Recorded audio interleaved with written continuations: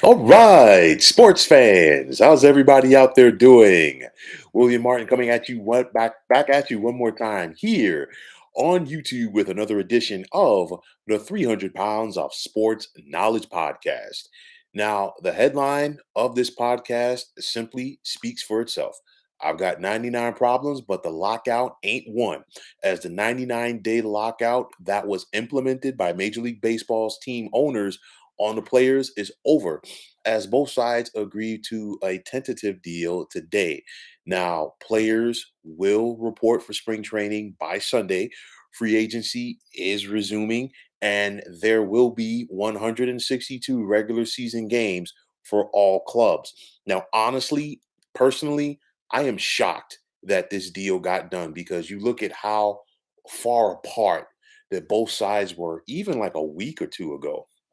And for me, and listen, I've gone on record. You guys can check, how many podcasts I've talked about on here with it and said, hey, listen, I really highly doubted that we were going to have baseball this season at any point. I mean, even like a half season, I really was shocked about it because they were so far apart. And, I've talked about the lack of a sense of urgency from the beginning because honestly, you look at that huge gap where it was more than a month into the lockout and both sides hadn't talked. And I'm like, wait a minute, there needs to be some sense of urgency because, spring training is going to be here. And, of course, the original start for spring training came and went, no deal. And then, we saw the first couple of weeks of the season be canceled. Now, all of a sudden, when the flirtation as far as not having a full season was there and it was real and it was legit. Now all of a sudden the deal finally got done, and some of the things, some of the highlights of this, if you will, minimum salaries are going up from 570,000 per year for players to 780. That's a big jump right there. Expanding the postseason from 10 teams to 12 teams now. The designated hitter rule in the National League, widening the bases, which is something that the owners wanted. Pitch clocks. And I say bases, I mean like the base backs. The pitch clocks, because I know like the owners had proposed the robot umpires, and honestly, I was in favor of it. I'm shocked that the players are not going for it, being that we see so many of these umpires screw things up behind the plate. And the thing is, a lot of times they get caught um, looking when basically when the catcher frames the ball, frames the ball, and we've seen it a lot. But nonetheless, the union surprisingly went against that. And to me, I think that would definitely be something that would speed up the pace of play right there, which is why I'm really not. So, I'm really shocked that the union didn't go for it. As Rob Manfred, the current MLB commissioner, he's been a long, staunch advocate for speeding up the pace of play, so to speak. Uh, but to me, overall, the watering down of the game is continuing, and I say that because we've seen the dynamic that they're banning the shift, and for me, that's on the players. The players simply have to get better because you know we've seen eras, not just one era, but multiple eras in baseball where if they put the shift on a guy, you got to learn how to go the other way. And you think about some of the game's greatest contact hitters, like a Tony Gwynn, like a Wade Boggs, like a Rod Carew, just to name a few. These guys knew how to work around defenses, even though the defenses were stacked up against them. So, with that said, it's a situation, the hitters needed to get better, and they still do need to get better as far as like this aspect of banning the shift. We've seen them water it down and recently as far as, bullpen pitchers having to come in and like, throw to at least three guys before they can go out of the game. And, also, the unintentional, intentional walk. It's just, it's a lot of things that, you're watering down so many like tried and true elements of this great game that is baseball. But nonetheless, this is what both parties agreed to. Like I said before, this could have been resolved without a work stoppage. The owners and the representatives for the team, for the league, for the players association rather, could have continued to work behind the scenes. But you know what? The owners called the players bluff because I really think, and the players do believe this as well. They felt like the owners felt that they would cave immediately and give in, and no, these players were steadfast. They were strong, and kudos to them for standing up. To the big guy for what they believe in. And I know that some people are going to say, well, you know what? A lot of these guys are millionaires from the players aspect. Very true.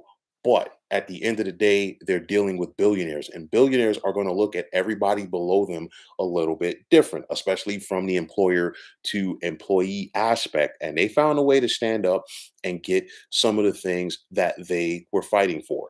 Now, of course, the luxury tax was a big debate throughout this entire thing. And, for from the player standpoint, you know what?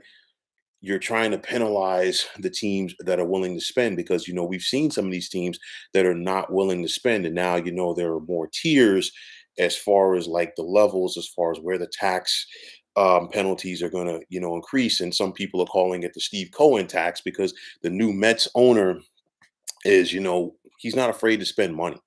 So for me, MLB was able to save some face on this. Neither side got fully what they wanted. But the bottom line is we're going to have baseball.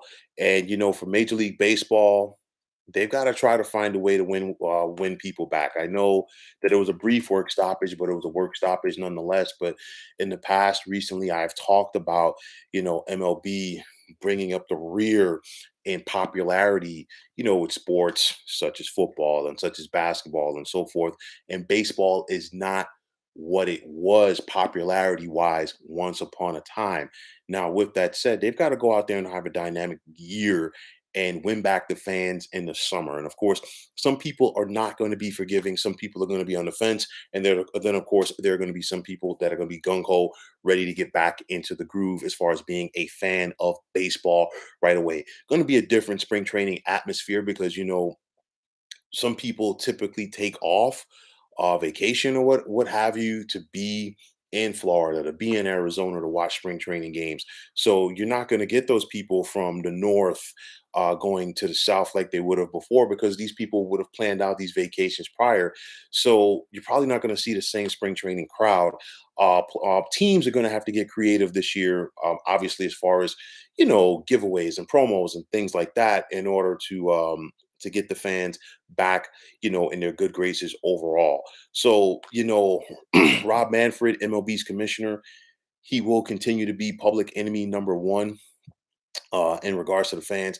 Wasn't liked a lot before this. This definitely is not going to, this work stoppage definitely isn't going to help his popularity because in a lot of ways, MLB is trying to get younger fans involved, but at the same time, they're alienating their veteran fan base with a lot of the, useless or unuseful rather rule changes.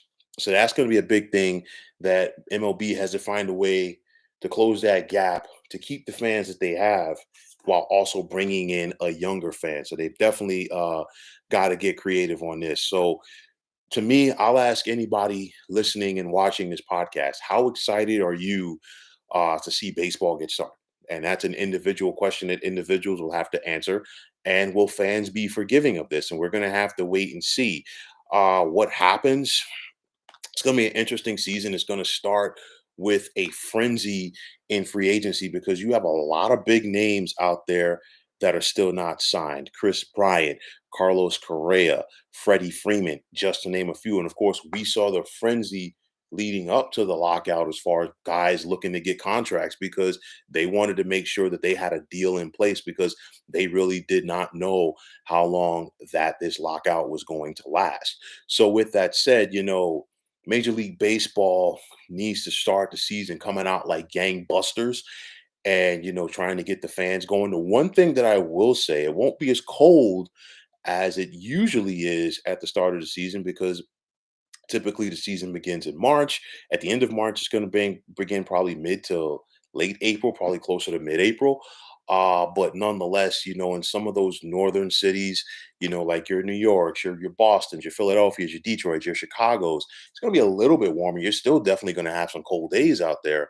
But nonetheless, MLB, they're going to be playing more double headers this year to try to shrink that gap as far as the time lost because they want to make sure that they get all 162 games in, get a full postseason, which is now expanded. And I want to talk about that briefly as well because you really don't need to keep expanding the postseason and wide and watering it down. I say that because you have 162 games in the regular season to figure out who the best teams are in regards to getting into the tournament. And with that said, okay, fine. You want to make it that a wild card team just doesn't have the same advantages as the division winners. I totally get that. But, we've seen recently where that fifth team in the wild cards or in the playoffs, the second wild card sometimes is only like an 85 or 86 game winner. So what's going to happen? We're going to have literally an 81 win team or maybe even a sub 81 win team possibly get into the postseason.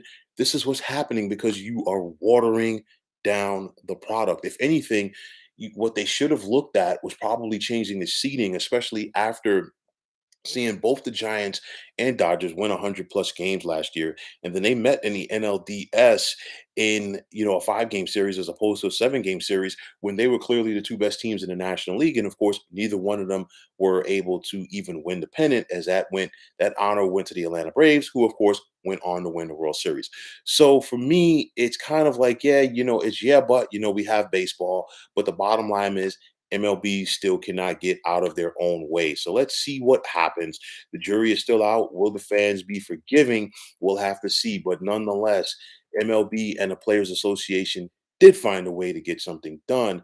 Now let's see if they can put this black eye of the game behind them, heal together, heal the fan base, and let's see how they can work on improving things in the 2022 season. So, folks, that is going to wrap it up. And as always, I want to take this time out to thank you for tuning into the 300 Pounds of Sports Knowledge podcast here on YouTube. I want to take the time out to thank all of you fine folks out there for tuning in. And if you have not already, please feel free to subscribe to this channel. Now, if you are on Twitter, please feel free to follow me at 300 Pounds of Sports. And like I always say, if you follow me, it will be my pleasure to follow you right back. There's also the sports discussion group on Facebook at the Sports Depot 365. You can check it out. Drop a line and be a part of one of the better sports debating sites going on social media. So, once again, fine folks, my name is William Martin. I'm signing off, saying take care and have yourselves a wonderful day.